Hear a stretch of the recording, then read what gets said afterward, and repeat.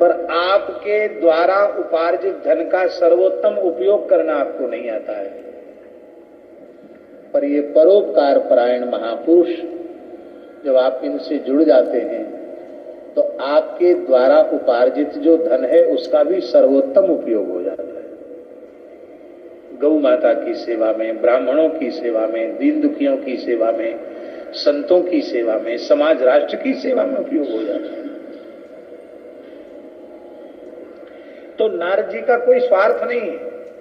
नारद जी चाहते हैं कि भाई गृहस्थ तो बढ़ रहे हैं बेतहासा, कुछ विरक्त साधु भी होंगे तो ठीक ठाक गृहस्थ भी सही रास्ते पर चलते रहेंगे। तो श्री नारद जी ने एक साथ 10,000 हरियस पुत्रों को चेला बना दिया। कैसे बनाया, बड़ा रोचक प्रसंग है। नारद जी को देखकर 10,000 दक्ष पुत्र हरियसों ने नारद जी को प्रणाम किया।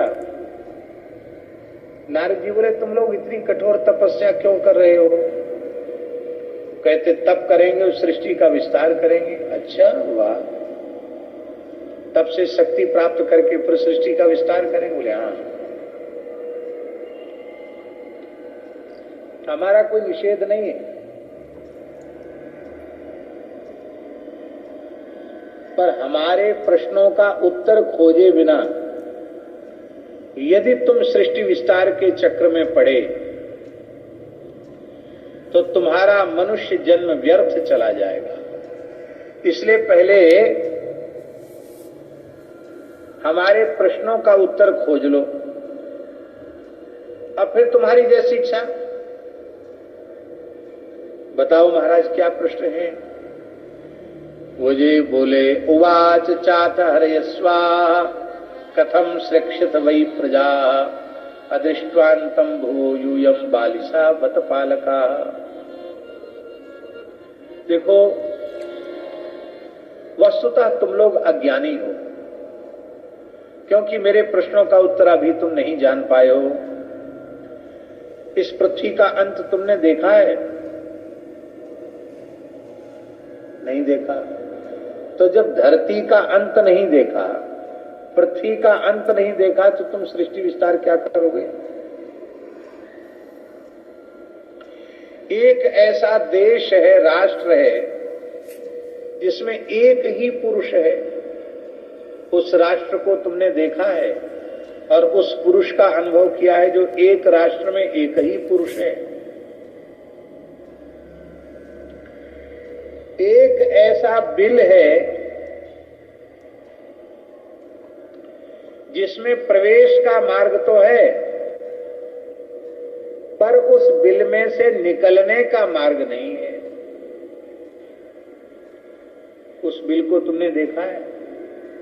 उस बिल के बारे में तुम जानते हो? बोले नहीं जानते। फिर क्या सृष्टि विस्तार करोगे? एक ऐसा पुरुष है, एक ऐसी स्त्री है जो क्षण क्षण में अपना मेकअप करती है, श्रृंगार करती, भेष बदलती है। क्षण क्षण में बदलने वाली संसार में कोई स्त्री नहीं है। ये विचित्र स्त्री है। गांव देहात में माताओं का श्रृंगार क्या होता था? ये बड़ी बड़ी माता जी है, इनसे पूछ लो। माताएं जैसे सामान्य तरीके से स्नान होता है, कुआं में तालाब में स्नान कर लिया और साड़ी पहन ली, हो गई। यही तो श्रृंगार होता। मांग भर लिया सिंदूर से, यहां रोली का टीका लगा लिया, सिंदूर का बिंदु पधरा लिया, सौभाग्य का चिन्ह है। इतना ही श्रृंगार होता था महाराज जी। उसमें कृत्रिमता नहीं थी। उस सौंदर्य में, उस सौंदर्य में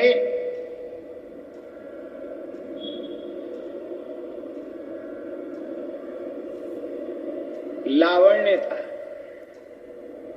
उसमें कृत्रिमता नहीं थी, बनावटीपन नहीं था, स्वाभाविक सौंदर्य था। और प्रेस करना तो कौन जाने कि कपड़े पे प्रेस भी किया जाता है।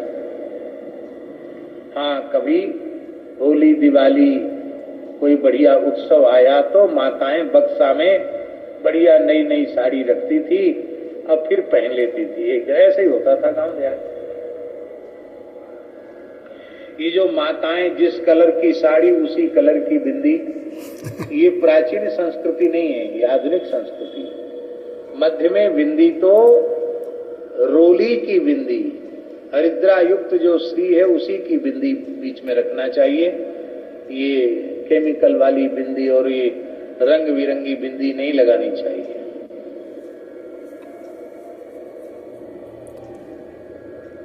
अरबों खरबों रुपया सौंदर्य प्रसाधन में नष्ट हो रहा है। वह पैसा निराश्रित भूखे गोवंश की सेवा में जाए तो कितना पुण्य होगा। और इतना देह के ऊपर पैसा खर्च हो रहा है, और देह रहेगा कब तक? कोई कंपनी वाला गारंटी ले ले कि बुढ़ापा नहीं आएगा, बीमारी नहीं होगी, मरना नहीं पड़ेगा, तब सोचा भी जा सकता। ये तो कोई गारंटी ले नहीं सकता, क्या आवश्यकता। बाल काला करने का फैशन ऐसा चल गया कि मरघट जिनकी प्रतीक्षा कर रहा है, स्मशान में प्रतीक्षा हो रही कि जल्दी पधरावनी करें, ऐसे वृद्ध और वृद्धाएं भी बाल काला कर रहे हैं, सफेद बाल को काला। हमारे राम जी बैठे हैं, एक संत थे, बहुत अच्छे संत, हर्षण कुंज सरकार के कृपा पात्र, हमसे बड़ा स्नेह करते थे, परम पूज्य श्री सिया वल्लभदास। हमसे बड़ा प्रेम करते थे। एक बार हमसे बोले, विनोदी बहुत थे, एक बार हमसे बोले, हम भगवान से प्रार्थना करते हैं आपके सब बाल जल्दी सफेद हो जाए। ये उस समय की बात है जब हमारा एक भी बाल सफेद नहीं था। तो हमने कहा, महाराज जी आप ऐसी प्रार्थना क्यों कर रहे हैं? वृंदावन आए थे तब की बात है, ऐसी प्रार्थना क्यों कर रहे हैं? बोले इतनी मूल्यवान बातें आप कहते हैं, पर ये काले बाल होने के कारण इतनी मूल्यवान बातें मूल्यवान नहीं, सफेद होते तो तेरी महाराज धूप में बाल थोड़ी सफेद हुए हैं, पुराने महात्मा हैं, कितनी अच्छी बात कह रहे हैं। बोले आपकी बात और अधिक कीमती हो जाए लोगों के लिए, इसके लिए हम सीताराम जी से प्रार्थना करते हैं आपका सब बाल जल्दी सफेद हो जाए। अच्छा एक बात बताओ, मान लो सब मरते दम तक काला रहे तो उससे जीव के कल्याण का क्या लेना देना है, और सफेद ही रहा है तो उससे जीव के कल्याण का क्या लेना देना है। पर मनुष्य की भोगवादी प्रवृत्ति इतनी बढ़ गई है कि कोई हमें बूढ़ा कह दे ये सुनने के लिए वो राजी नहीं। तो मरघट जिनकी प्रतीक्षा कर रहा है, ऐसे बूढ़े और बुढ़ियाएं भी अपने बाल रंगा रही है। अरे भाई बाल रंगाने से कल्याण नहीं होगा, राम राम करो, भजन में लग जाओ।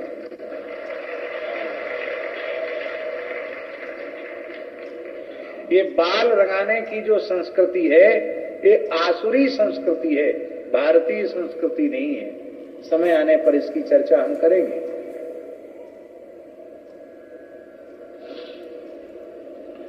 तो अब माताओं ने कुछ बदला है, क्षण क्षण में दिन में 3-4 तरह की साड़ी पहनना, 3-4 तरह का श्रृंगार बदलना।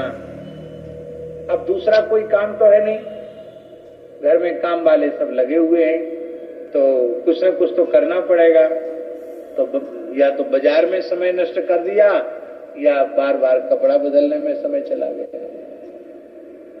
तो एक ऐसी स्त्री है जो बहुरूपणी है और वो हर क्षण अपनी वेशभूषा बदल देती है, और एक ऐसा पुरुष है जो उस व्यभिचारिणी स्त्री का पति है। उस स्त्री को तुम जानते हो, उस पुरुष को तुम जानते हो? बोले नहीं जानते हैं। और एक ऐसी नदी है जो उभयतो बाहा है।